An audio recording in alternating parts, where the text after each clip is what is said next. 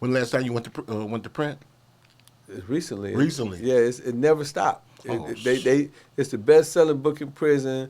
It's the Oh, yeah. best-selling book in Canada. The best-selling Oh, it's book up in there with Africa. 48 Laws of Power. yeah. Well, because see, I'm giving you some game. You was talking about the book game, so I understood that every time I went in Barnes and Nobles, Bobo, and I went into look for African American books, there Yeah. was always an African American section. Mm-hmm. But if you wanted to go in the self-help section, you see Robert Greene, Kiyosaki, Dale Carnegie, Les Brown. Yeah. He the only brother that's not in the ghetto section Oh. of Barnes and Noble. So I said, if I would write a book, I'll make sure it's a self-help book. So all my books, when they walk in, they got to put my books next to Robert Greene.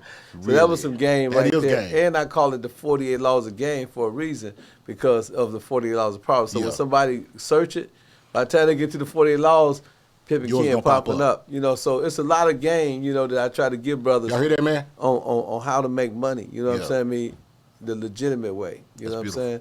So, you just got to, you can run game on a bitch, you can run game on nigga, but you can also run game on game. That's real. You know? I heard you mention Iceberg Slim. Yeah, Iceberg Slim. Robert Beck. Robert Peck, yeah. That's the author. Yes. That's a bad man. Yeah, he is. I mean, did you read how many of those books did you read? I read primarily all of his books. Yeah, that's Long White Con, because, you got to remember, when you're in jail, everybody want to be a pimp. Yeah. So everybody reading the pimp books. Yeah.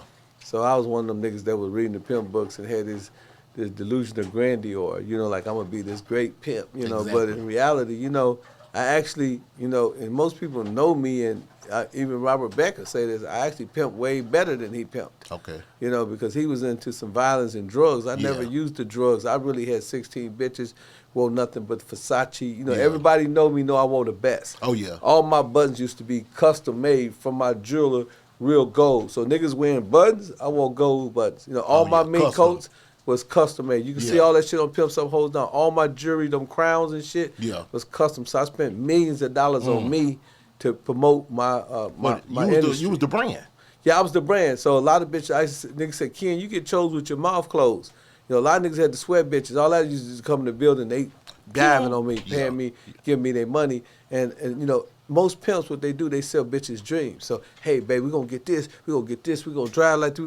I ain't had to do that. Yeah. My hoes come in there, you can look at Pimps Up, Hoes Down, they all minked up, they diamond up, they custom jewelry. They want to be got down. gators, everything. Everything I had, my hoes had. Already. You know what I'm saying? So, and I used to do this thing. I tell people, I said, man, you gotta have motivation with a bitch, right? They Yeah. said, what you mean by motivation? Well, what I meant by motivation with a bitch, if I'll buy a mink coat from a nigga in the streets. You know what I'm saying? I might buy 10 mink coats, all bitch coats.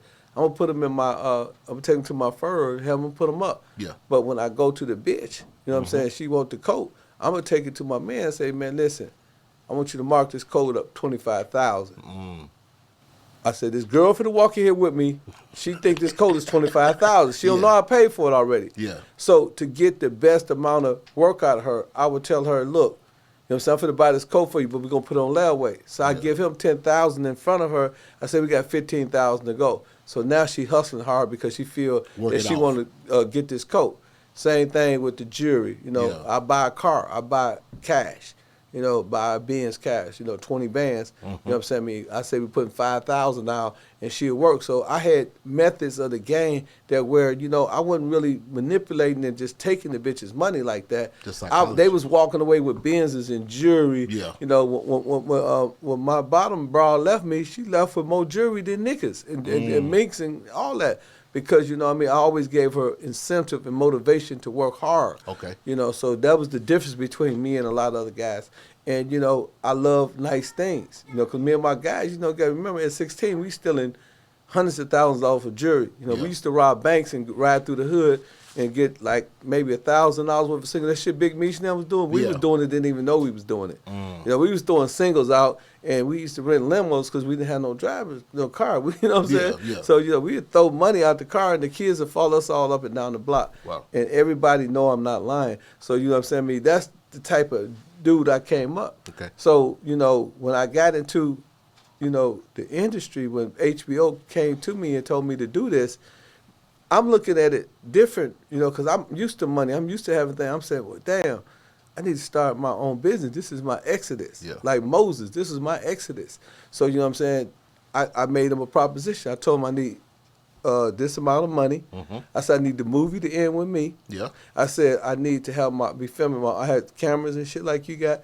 I said I need to film my own movie. So I was filming Pimpology at the same time. Oh, that's beautiful. That's why you see the same clothing and the same stuff. Okay. Because I was filming at the same time. That's why you see Bishop and them having the same clothes. Yeah. I had a whole camera crew, you know what I'm saying, Yeah. that I paid a bag for. That's Because at smart. that time the shit was expensive, right? Yeah. Way expensive than these digital cameras back then. You know, we had reels and shit.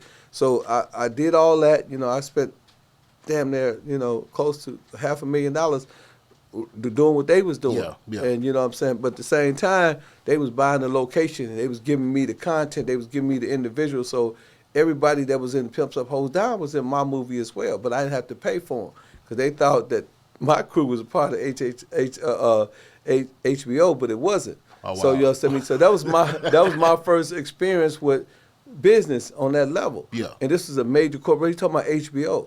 Was that I remember used to be affiliated. I think the guy name was Moreau or something. Maroy. Like that. Maroy. Yeah, I gave Maroy the game. You know what I'm saying? Was that the camera crew you had? Because I remember. No, Maroy came in later. A little bit. You know, little bit after that. you know, it started with a brother named Castle, but the crew I had was some guys that worked for the cable channel. Yeah. You know what I'm saying? So I took all of them off their job and paid them to follow me around because, you know, I had a bag. You know what I mean? You get Exactly. 16 bitches, you get, you know, no less than yeah. 16,000 a day. Yeah. So, you know what I'm saying? I was having a lot of money. You know what I'm saying? So I was able to afford them. And that's Okay. how the movie, you know, even to edit that shit was like 30,000. Yeah. You know what I'm saying? And we edited at Warner Cable. You know, them niggas, you know, because I would play, I'm like, man, I'm going to pay y'all.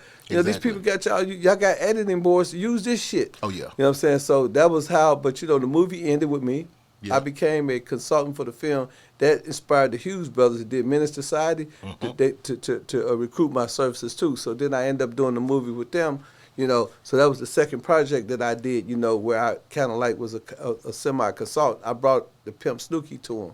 You know what I'm saying? So now I'm 100% business. Now me and my partner, we buying up the block. You know what I'm Yeah, saying? You know, yeah. we got all the houses on the east side.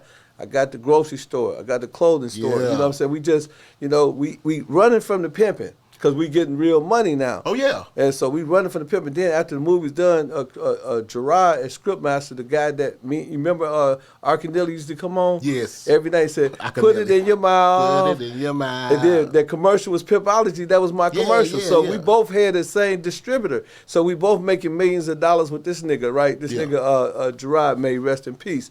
And you know that's how me and Akinyele so cool now. You know that's why I'm like, I got my own. Shout out to night- Akinyele, man. Where is he? He owned KOD, King of Diamonds. That nigga have him real bad. What? That That's nigga- Akinyele? Yeah, that's Akinyele shit. I didn't know that. Yeah, so he gave me, Hey. he HHF too. You know Oh, what I'm really? saying? He got jackets. He gave us our own night at KOD. So, you know what I'm saying? Me and him get money way back then. Niggas would, dog, we on BET every fucking day. Oh, for sure. I remember Just that. imagine a nigga from the hood. So niggas didn't know I was busting real moves way back then, business-wise. So my business acumen, it became stronger and stronger and stronger. I became more business inclined. Next thing you know, like I said, I'm doing business with everybody. You know, Hell, I got you all making- kind of shit You were going making on. some major connections. I mean, you fucking with HBO. HBO. Then you Hughes dealing with Brothers. Warner. Yeah, Hughes Brothers. I mean, Warner, you yeah, was networking. that was what's the Lion Gate? Yeah. Yeah, that motherfucker. That was a big check too. Know I'ma get some game tuned in was super tight, yeah. I get the low love from Big Bobo, from the front seat, not no photos.